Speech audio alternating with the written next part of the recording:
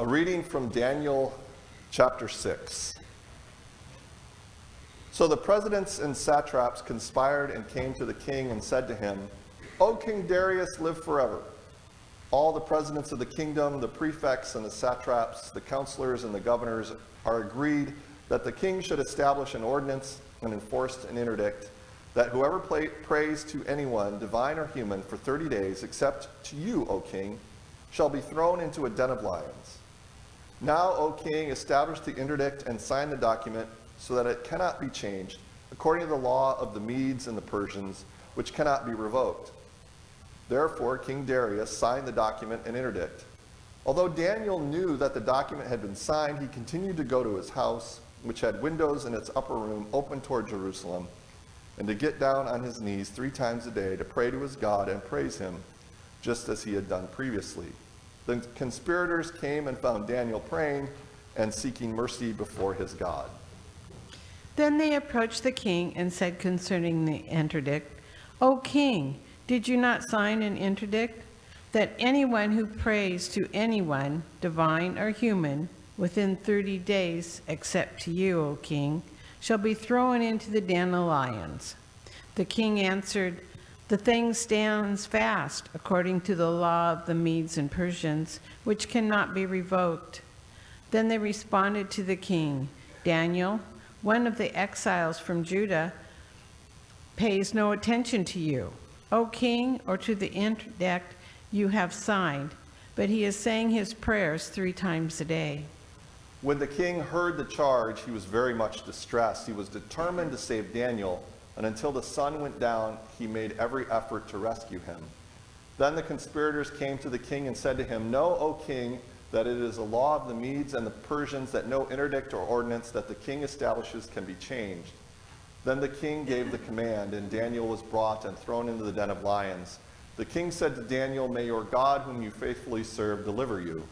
A stone was brought and laid on the mouth of the den, and the king sealed it with his own signet and the signet of his lords, so that nothing might be changed concerning Daniel. Then the king went to his palace and spent the night fasting. No food was brought to him, and sleep fled from him. Then at daybreak the king got up and hurried to the den of lions. When he came near the den where Daniel was, he cried out anxiously to Daniel, O Daniel, servant of the living God, has your God, whom you faithfully serve, been able to deliver you from the house? Deliver you from the lions. Daniel then said to the king, O king, live forever. My God sent his angel and shut the lions' mouths so that they would not hurt me, because I was found blameless before him and also before you. O king, I have done no wrong. Then the king was exceedingly glad and commanded that Daniel be taken up out of the den. So Daniel was taken up out of the den, and no kind of harm was found on him, because he had trusted in his God. The king gave a command, and those who had accused Daniel were brought and thrown into the den of lions, they, their children, and their wives. Before they reached the bottom of the den, the lions overpowered them and broke all their bones in pieces. Then King Darius wrote to all peoples and nations of every language throughout the whole world, May you have abundant prosperity. I make a decree that in all my royal dominion people should tremble and fear before the God of Daniel, for he is the living God, enduring forever. His kingdom shall never be destroyed, and his dominion has no end. He delivers and rescues. He works signs and wonders in heaven and on earth, for he has saved Daniel from the power of the lions. The word of the Lord. Thanks be to God.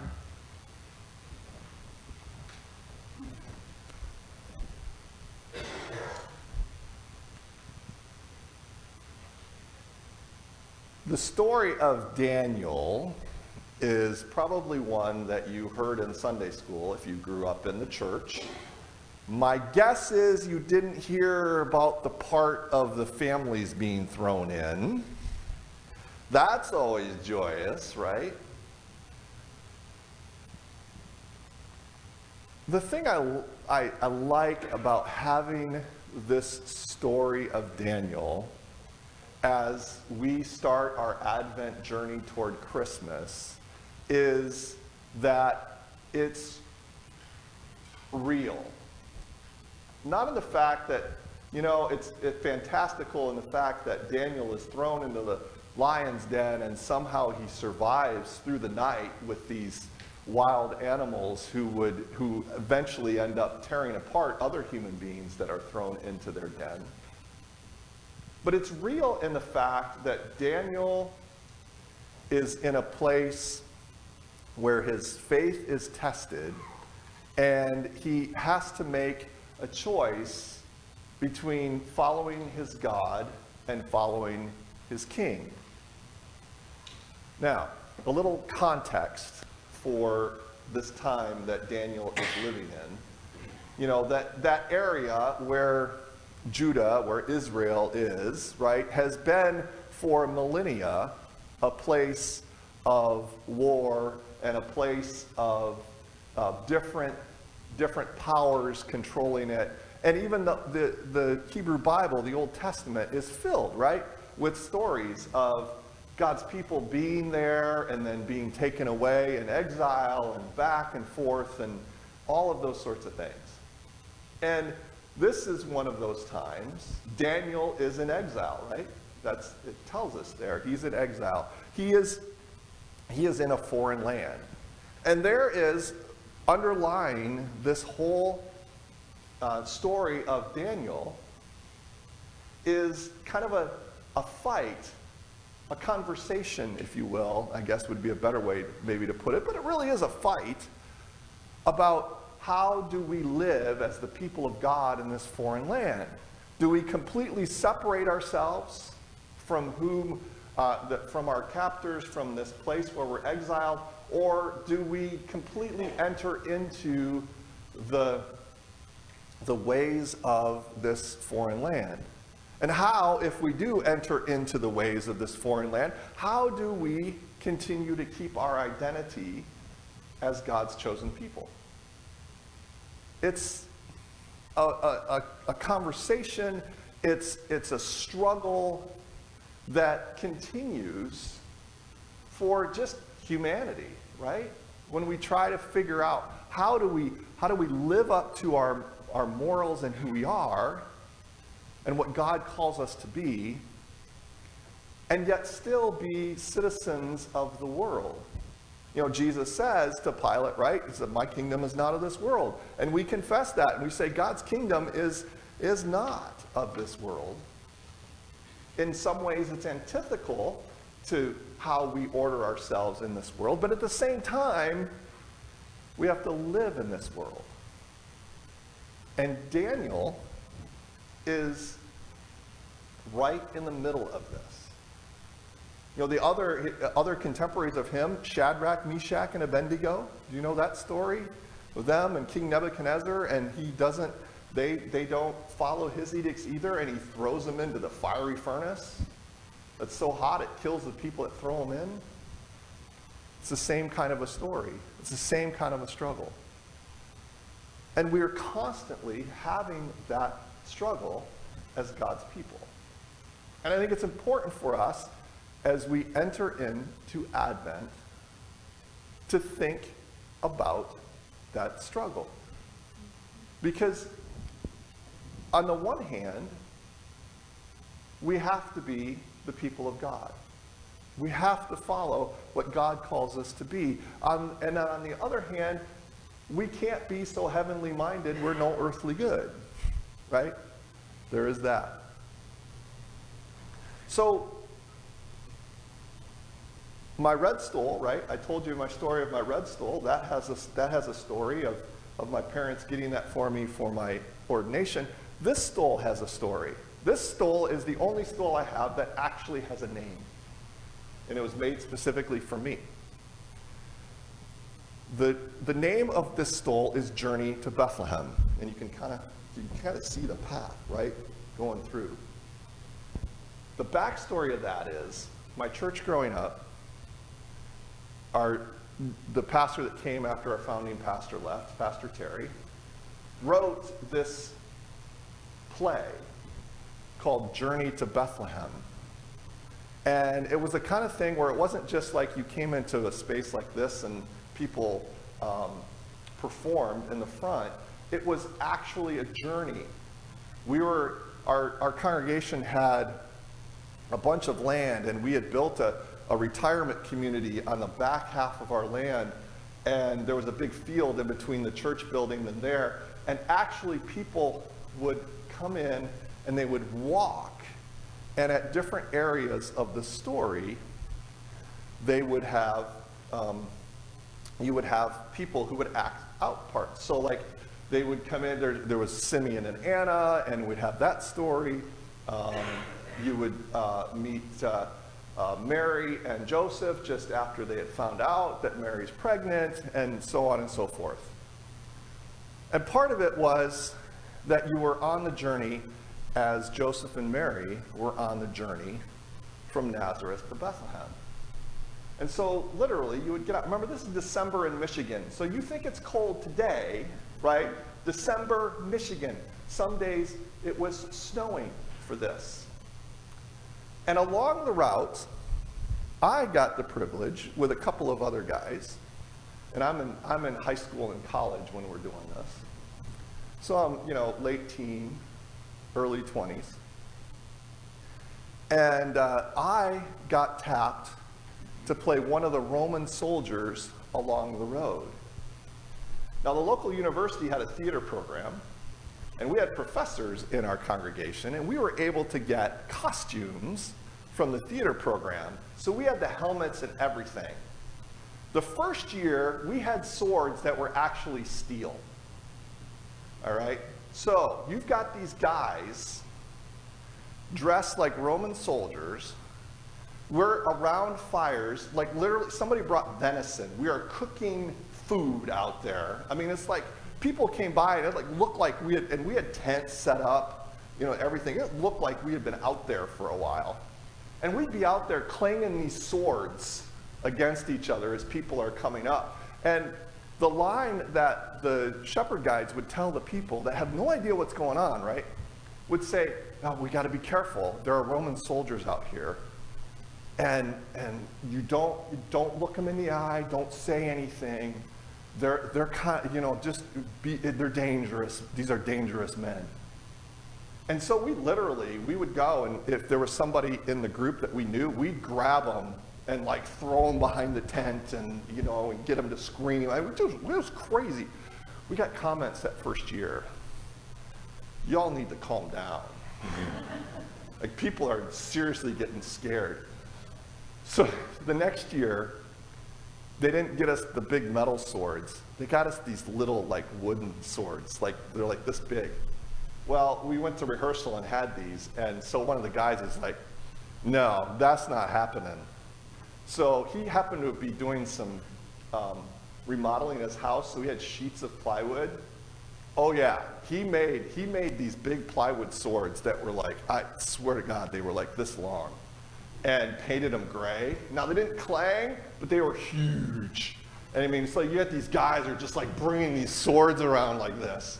So again, we get this whole thing, "You don't do that, you're scaring people."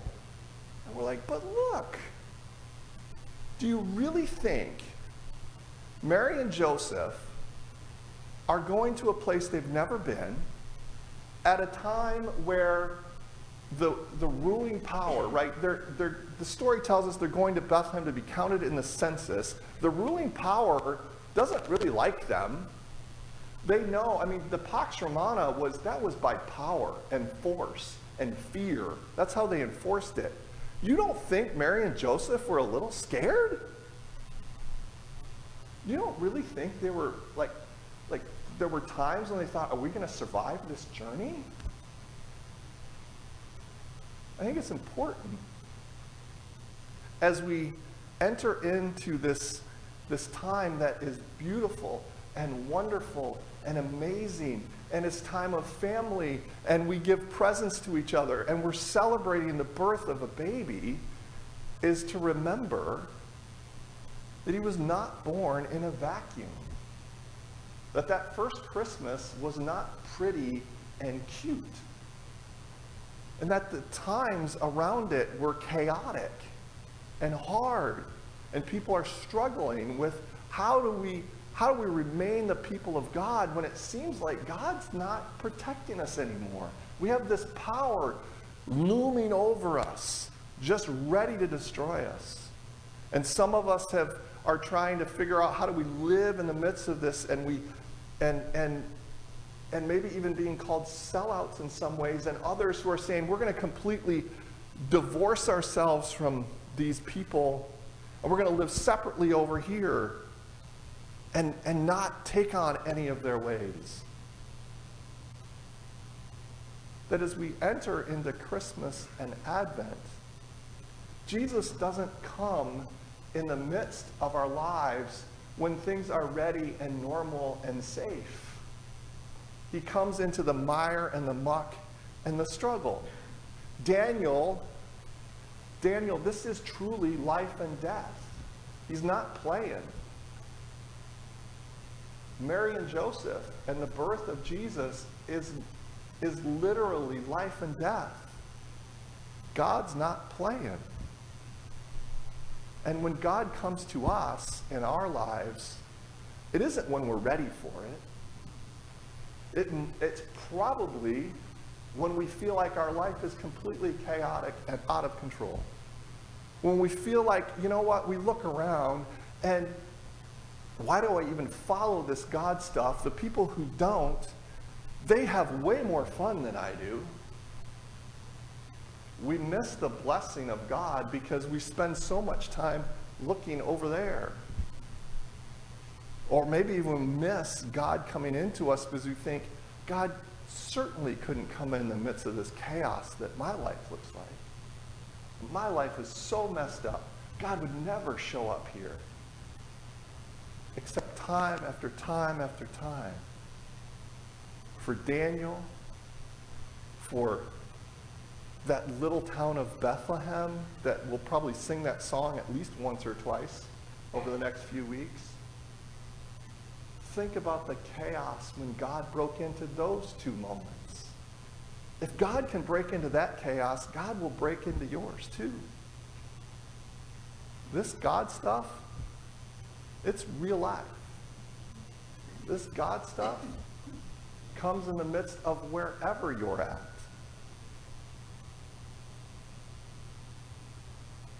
So as we enter into Advent and we make this struggle,